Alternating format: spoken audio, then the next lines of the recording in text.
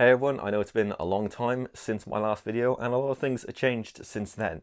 Like I've moved all my books to a new shelf and I'm standing up now. But anyway, I'm back now. I want to get back on my regular schedule, one video a year. And here it is.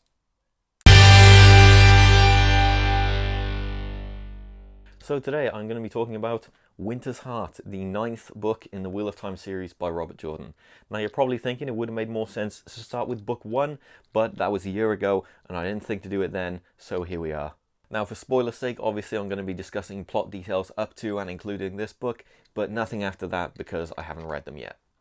So, the Wheel of Time series has a bit of a reputation for a slight dip in quality when it gets to the middle books, but which books exactly are included in that isn't really clear. It kind of differs depending on who you ask. You know, someone once told me that books 6 through 10 were the rough ones, when, from what I can tell, 6 is one of the best, 7 was still pretty good, 8 was where I started to understand what people were talking about. Path of Daggers was the point where I think it kind of reached critical mass of having so many characters, so many plot lines going on at once, that it's difficult to keep track of everything. You don't really get to spend any significant amount of time on any one character. It feels like you're just kind of looking in on them for a couple of chapters and then that's it. You don't see them again until the following book. It felt like a very mixed bag and it didn't really feel like very much happened in the novel. And of course it didn't really have much of a climax to speak of either. There was like a slight attack on the palace where Rand was staying at the time, but it didn't really carry much weight. It felt like any of the other random evil attacks that we've seen in previous books. So Winter's Heart starts out in kind of a similar fashion. We spend the first few couple of chapters with Perrin, whose story hasn't really been going anywhere for the past couple books. It seems like it doesn't really know where it's going. He's just returned from meeting with the Prophet to his camp and found out that Fael and a bunch of other people have been kidnapped by the Shido, and then he sends out people to go looking for them. It kind of jumps back and forth between him and Fael for a bit, and then that's kind of it for him. We don't really see him again for the rest of the book. Seems like nothing has really progressed with him this time. Maybe next time. After that, we spend a bit of time with Elaine, who is now finally returning to Camelin after several books of them being without a queen, and they're now basically on the brink of a civil war. So there's a lot of stuff with her trying to maneuver among the lords and ladies of Andor, trying to get allies and to bolster up her claim for the throne. And it's not bad, it just feels like a little bit of a step down in terms of scale compared to some of the other stuff that's been going on. The kind of political maneuverings among the houses of Andor is not quite as interesting as some of the other stuff. Here is where we start to again run into the problem of having so many minor characters that it's very difficult to keep track of them. Like early on in Elaine's chapters, she gets told that these two ladies of Andor have disappeared from Arengil and presumably run off to join some army or another, and when I was reading it I was like, I have no idea who these characters are. I don't know if they've been mentioned or met before at all. So stuff like that was a little bit confusing, trying to keep track of all the various characters that are interacting with the main characters. Elaine's story picks up a little bit more towards the end, like when she met with the kings and queens from the Borderlands, trying to play them for her own political advantages. That was interesting, and it was good to see those four characters again after they were introduced in the prologue of the previous book. So I'm curious to see what their goals are, what they're going to do, and how Elaine is going to benefit from that. And then not too long after she meets with them, returns to Camelin, she learns that there's some other unknown army marching towards Camelin and has to very quickly try and prepare to defend the city, and that's about where her story ends for this book, and that'll presumably be picked up next time, but who knows. So I've noticed something that's becoming somewhat of a recurring problem among the last couple books, which is there's quite a lot of overlap between the timelines of sequential books. Like, they don't really happen totally sequentially where, the events of one book immediately follow the one before. There's a lot of things happening or being teased at the very end of one book, but then the story doesn't really catch up to that point in the following book until about halfway through or more, or in this case, not at all, because book 8 ends with Egwene about to march her army through a portal and attack the White Tower, but then by book 9 we don't see that because that hasn't happened yet. And I think there's some point in this book where Elaine and Egwene meet in the dreams, and Elaine says to Egwene, "I know you're planning to attack the White Tower tomorrow." So I guess we can say that most of this book takes place before that point. Oh, I forgot about the prologue. So we get one scene with the Aes Sedai at the White Tower, who are continuing their search for the Black Azure. This time they manage to get one of the sisters to confess, and then they kind of discuss their plan going forward to use the information they have and discover some more, and that's kind of it, and we don't see them again for the rest of the book. And then we also get a scene with Tovine, one of the Aes Sedai who was sent from the White Tower to attack and destroy the Black Tower, but has instead been captured and is now bonded with Loghain. Now, it was interesting to see Loghain again after his disappearance at the end of book 6, and he's... At the moment, it seems that among the Black Tower there's somewhat of a division happening, with some Ashaman following him and some following Mazrim Taim. I'm kind of curious to see where that goes, and it's always interesting to see more of Loghain because the journey he's been on so far is pretty interesting, and I want to know where that goes, but I'll have to find out. Now, despite what I've been saying so far, this book is not a complete drag. There are actually quite a few parts of it that I liked. I enjoyed seeing Matt again after his absence from the previous book, and he's been recovering in Ebu Dar after getting crushed by a building at the end of book 7 when the Seanchan invaded. And it's very interesting to see his plan to escape and all of his various failures, things going wrong for him, and trying to get everything together in order to escape. That was very interesting. It was also good to finally meet the daughter of the Nine Moons, who Matt is going to marry according to some prophecy he was given previously. I thought it was quite funny how, like, as soon as we're introduced to Tuon partway through the book, we, the reader, are told that she is the daughter of the Nine Moons, but then Matt meets her a couple times throughout the book not knowing who she is, and he doesn't find out who she is until, like, the very end, when someone actually calls her by that title, and it's only at that moment when he's on the brink of escaping that he realizes, oh shit, this is the woman I'm supposed to marry.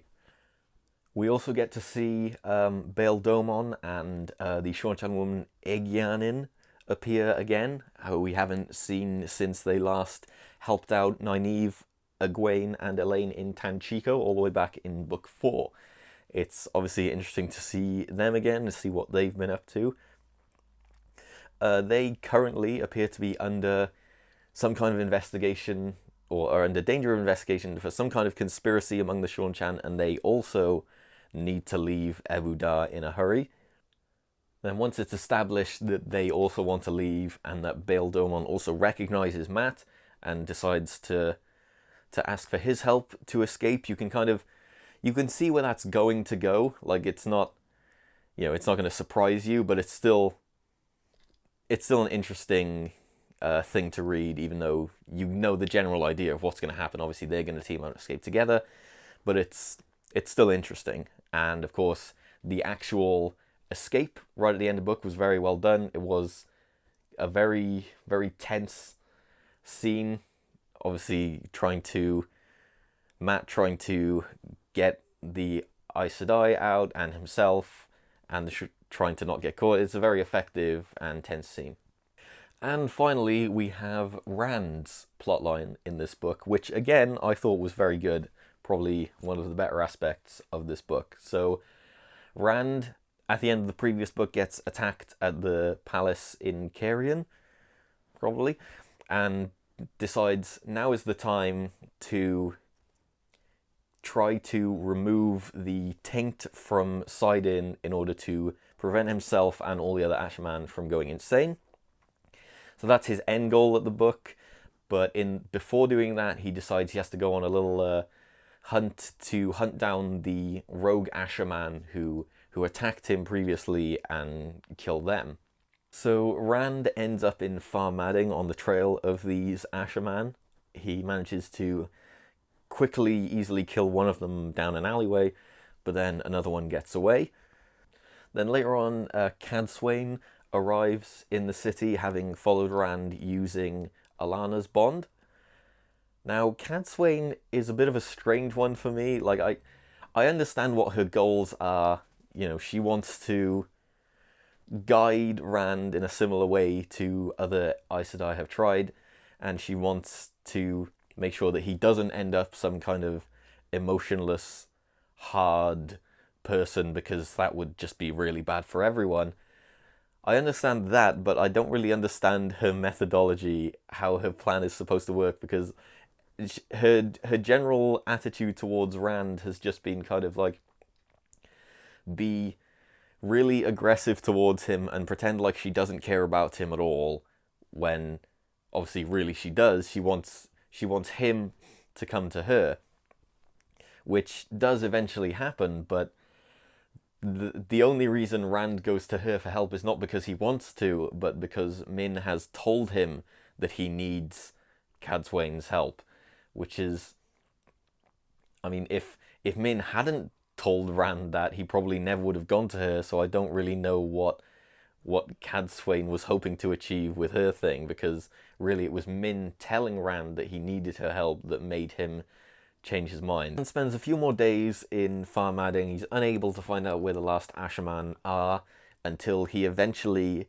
just gets an anonymous letter saying, I know who you are, I know what you're looking for, you can find them here, then just leave, get out. But obviously he doesn't know who it's from, but he decides it might be a trap, but whatever, let's go. So him and Lan go to the place where the Asherman are staying. They kind of break in through the roof and then find that they're already dead. And then suddenly, surprise, Padan Fain is there, tries to kill them both, but they manage to escape and fall off a building and get injured and arrested. Now, again, that scene was actually done very well. The whole, very tense with Lan and Rand, you know, breaking into the building, finding the people they're looking for already dead. That was a very good, well-handled scene. And then after that, they get arrested, thrown in jail cells. Rand starts having, like, flashbacks of the time he was locked in a box when he was kidnapped by the Aes Sedai. So he just kind of, like, retreats further into himself again, which is bad. And then, like, in the very next scene, they're let out because Cadsuane was able to convince the rulers of Farmadding to let them all leave. So by this point, we're very near the end of the book. I was thinking that would probably be it, that we weren't going to see Rand's attempt to cleanse the Sidon. I thought that would be left for the next book again, but no, they actually do it. Once they leave Farmadding, they're like, okay, we've got everything we need. You know, got Rand, got Nynaeve, we've got these the Choden Khal, these very powerful ter'angreal to help them use all this power. So they just go to Shadar Logoth and they start the thing, and there's obviously a bunch of Aes Sedai with them at the same time. So this is like the final climax of the book. And again, this was also handled very well. One thing I will say is, at the time, I didn't really understand the reasoning behind what was happening. Afterwards, I kind of realized, I had told to me that it was the darkness at Shadar Logoth was supposed to attract the darkness of the taint and remove it from the source. which makes sense, but that wasn't really established within the book as to that's exactly what was happening. I didn't really pick up on that. So they start to do the thing with the power, and obviously there's a lot of power being used in one place that's very noticeable. That gets immediately noticed by pretty much all of the Forsaken, who all kind of start to turn up one by one, and there's like a lot of fighting going on between them and all the various Aes Sedai that are with Rand, and it's a very, very good climactic scene. There's a lot of jumping back and forth between various viewpoints, and yeah, that's handled very well as well. Now, about the Forsaken, there's quite a lot to say about them, because we do kind of learn a little bit more about what's been going on between them behind the scenes during this segment, and we obviously get to see from their point of view, we get hear their internal thoughts, and we get a bit more information that we didn't have before. It was interesting to finally see Ozangar turn up again. I've been saying this a lot during this video, but yeah, he was like introduced in the prologue of book 6, but then you haven't seen him again since, but he's here now. For a while I was thinking that he was Moradin, but that's obviously not the case. It turns out that Ozangar was in fact one of the Asherman in disguise the whole time. He was Dashiva, so I did not see that one coming. That was a good surprise. But then I think it's also revealed or kind of hinted at that he was the Forsaken who had created the Trollocs and the various other Shadow Spawn, that's the word. And so that would make him Aginor, I believe. For some reason, when those two were first introduced, Ozangar and Arengar, I had assumed that they were the two Forsaken that had died most recently. So I thought they were Asmodean and Lanfear, but that's obviously not the case. It seems to be hinting that Lanfear has been reincarnated as, what was her name, Sindane? But there's a lot of information like that that's up in the air with Forsaken who have been reborn, and their identities aren't exactly clear, but there's like little hints here and there. So yeah, Ozangar turns up, you learn a bit about him, and then he gets very quickly wiped out, so he's gone. Some of the other Forsaken turn out. Demandred is there. Mogideon turns up and just kind of watches for a while, and then at the end, when all of the magic comes together, she kind of gets sucked into something, and I'm not sure if she survives or not. We shall find out in the following book. Like I said, there are still a lot of things I'm uncertain about the various identities of the Forsaken. For example, it's still not entirely clear who Arengar is. It's mentioned that she used to be a man. I think at the time I assumed it was Asmodean, but it could be any of them. The other ones who have died were Balthamel, Balal, probably, I don't know, Moradin as well. I still don't know who he is. Seems like some of the Forsaken know who he is and some don't, because I think when Mogideon first meets him, she doesn't recognize him, but then in this book, Demandred mentions what Moradin used to be like before the breaking of the world, so I think he knows who he was. At the moment, I'm thinking it might be Ishemael, but I'm not sure. Again, it could be any of them. But anyway, I'm just rambling speculations at this point. To sum up, I'd say this one starts off kind of slow, kind of in the same vein as the previous book. There's a lot of meandering.